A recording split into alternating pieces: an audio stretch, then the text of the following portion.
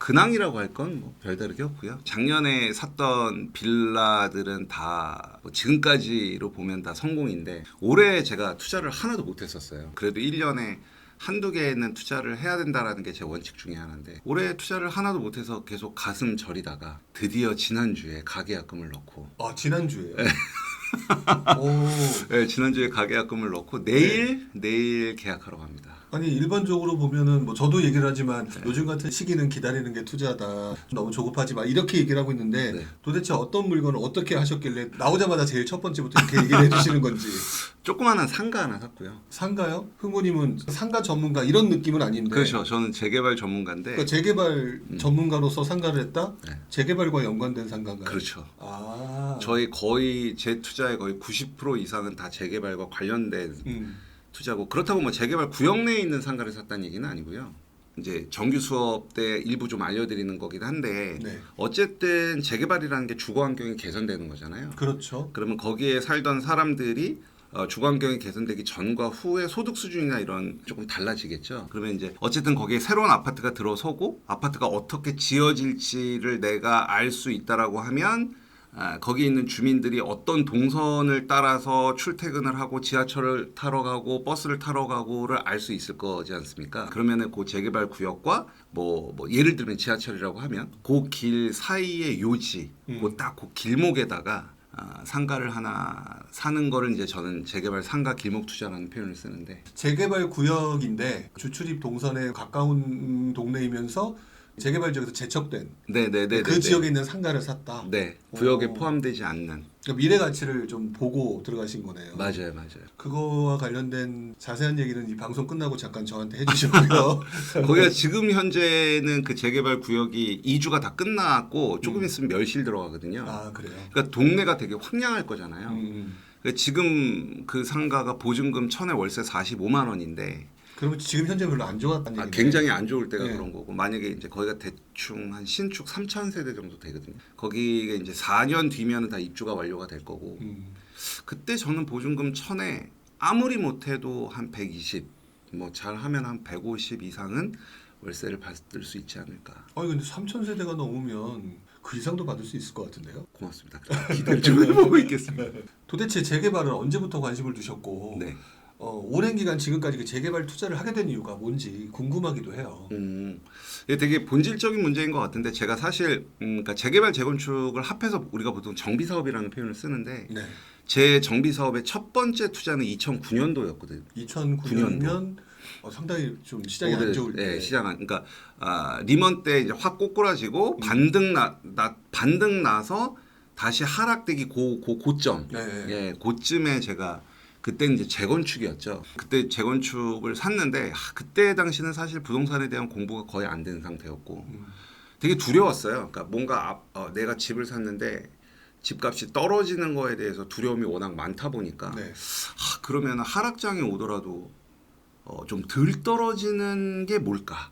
그때 당시에는 제가 그걸 되게 고민을 했었고 그러면은 결국은 새 거가 될 수 있는 것들이 좀 하방 지지선이 좀 더 낮지 않을까. 그래서 그때 당시에 재건축 아파트를 샀는데 네. 뭐 완전 오판이었죠.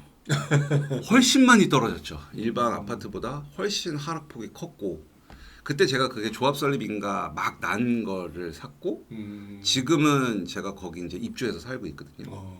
그러면 이제 제가 조합 설립인가 난 거 받고 네. 그다음에 뭐 각종 영양 평가 다 받아봤고 사업 시행인가 받아봤고 감정 평가, 조합원 분양 신청, 관리 처분, 뭐 이주, 멸실, 착공, 일반 분양 다 제가 이제 한 사이클을 완전히 다 경험을 했죠. 그래서 이제 그때 당시에는 제가 오판을 했는데 그 원 사이클을 다 겪으면서 이 재개발 재건축의 메커니즘을 좀 보니까 너무 매력적인 거예요. 일단은 내가 투자하는 시점에 기본적으로 깔고 가는 마진의 크기가 확보가 되는 거고 물론 뭐 물건에 따라서는 그런 마진이 없는 것들도 있거든요. 근데 그건 이제 내가 옥석을 가리면 되는 거니까. 그래서 그런 것들을 보면서 되게 매력적이라고 생각을 했고 뭐 뒤에 말씀드릴 걸 앞에서 살짝 땡겨 드리면 우리가 사실 부동산 투자할 때 제일 궁금한 게 내년에 집값이 오를지 떨어질지 내후년에 오를지 떨어질지 이게 제일 궁금하잖아요. 그렇죠. 근데 저는 사실 내년에 집값이 오를지 떨어질지를 사실은 거의 생각 안 하거든요. 왜냐하면 그러니까 지금 현재 가치가 있다라고 하면 그러니까 예를 들어 옆에 있는 아파트 신축이 10억인데 내가 이 재개발 지역에 빌라를 삼으로써 여기서 들어가는 총 매매가 전 이제 내 집 마련 총금액이라는 표현을 쓰는데 이 총 매매가가 예를 들어서 5억이라고 하면 네. 그냥 기본적으로 한 5억 정도의 마진이 있잖아요. 그렇죠. 그럼 그 10억짜리 아파트가 뭐 1, 2억이 떨어지건 2, 3억이 떨어지건 저는 그냥 그 마진 구조를 챙겨가게 되는 거니까 저는 뭐 시장을 예측하고 예상하려는 노력보다는 어차피 장기적으로 우상향할 거니까 이제 그걸 기반으로 해서 지금 현재 얼마나 투자 가치가 있는지를 따지는 걸 되게 좋아하거든요. 그러다 보니까 이 재개발 재건축 매력에 완전 흠뻑 빠졌고 그래서 재개발 재건축을 주로 투자를 하고 있고 뭐 요즘은 제가 재건축보다는 이제 재개발에 더 포커싱을 두고 있는데 그러다 보니까 또 이제 재개발을 이용해서 뭐 우리 부지런 카페에서 제가 올해 봄에 강의했던 이주 수요도 투자하게 그렇죠. 되고 그다음에 뭐 아까 도입부에 말씀드렸던 상가도 보게 되고 재개발 하나로 여러 가지 파생을 하면서 투자하다 보니까 너무 재밌어서 이 바닥을 못 떠나게 됐어요. 저희 쪽 강의하시잖아요 이번에. 제가 이제 커리큘럼을 받았는데 네. 커리큘럼에다 이렇게 써주셨더라고요. 상대적으로 적은 금액으로 네, 상대적으로 자산을 퀀텀 점프시키는 가장 좋은 방법이다. 제가 되게 많이 드는 사례가 하나 있는데 네. 예를 들면은 우리가 국민평형, 국평이라고 하는 거를 가진 아파트가 강남에서 지금 현재 제일 좋은 건 반포 아크로 리버파크일 거고 강북에서는 보통 트리마제를 본단 말이죠. 네. 뭐 물론 더 좋은 것들도 있지만 34평을 갖고 있는 단지. 그럼 이제 얘네들의 지금 네이버 호가를 보면은 뭐 30억 중후반대도 있지만 그냥 우리가 편하게 40억 정도라고 보고 네. 그러면 내가 예를 들어서 서울 외곽지의 신축 아파트 그냥 한 채만 갖고 있는 사람이라고 했을 때 뭐 중랑구 사가정 아이파크가 됐던 은평구에 있는 뭐 녹번역 이편한 세상이 됐던 노원 센트럴 프루지오가 됐던 외곽지 신축 아파트 8사가 지금 한 10에서 한 12억 정도 하거든요. 네. 그러면 현실적으로 이게 갈아타기가 안 되잖아요. 왜냐하면 그냥 딱 봤을 때 내가 40억짜리 12억에 팔아서 40억짜리를 가지려면 28억이라는 돈이 있어야 되는데 사실상 그 돈이 있는 사람도 굉장히 드물 뿐더러 그렇게 갈아타는 것 자체가 되게 쉬운 일은 아닐 거란 얘기죠. 근데 제 수강생분 중에 실투 5억 가지고 한남뉴타운에 들어가신 분이 계시거든요. 그러면 용산구 한남뉴타운의 입지가 좋다라고 하는 거는 뭐 너무나 당연한 얘기인 거고 네. 이분 같은 경우는 실투자금 5억으로 한남뉴타운 3구역에 전용면적 8사를 받을 수 있는 입주권을 살 수 있었다는 거죠. 그럼 굉장히 상대적으로 소액인 거죠. 그렇죠. 그렇죠. 그렇게 소액으로 들어갈 수 있었던 이유는 아직 한남뉴타운이 완성이 되기 전인 거라는 거죠. 만약에 반포 아크로 리버파크나 트리마제처럼 이미 신축이 들어와 있다고 하면 거기 아파트도 한 3, 40억 분명히 갈 거거든요. 뭐 조금 길게 얘기하면 그 위에 더파크 사이드 서울이라고 이번에 현대건설에서 해갖고 올라온 호텔이 뭐 아파트를 평당 1억 2천에 한 해 만에 뭐 그러고 있으니까.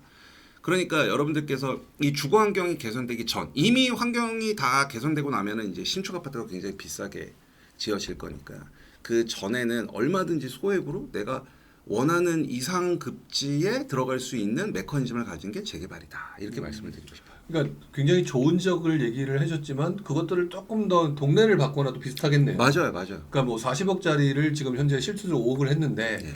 뭐 한 15억짜리를 갖다가 될 만한 곳들을 저 외곽에서는 그러면 또 한 1, 2억이면 할 수 있는. 그렇죠. 예, 맞습니다. 그런 그러니까 개념으로. 맞아요. 제가 아까 뭐 서울 외곽지의 신축이라고 했지만 뭐 예를 들어 내가 경기도 평택에 뭐 한 8억짜리 아파트를 한 채 갖고 있는 사람도 있을 수 있고 뭐 경기도 안성에 한 5억짜리 아파트를 갖고 있는 사람일 수도 있고 물론 그분들이 한남뉴타운이나 이렇게는 들어가지 못하지만 서울의 재개발 구역이 너무 많거든요. 좋은 입지에.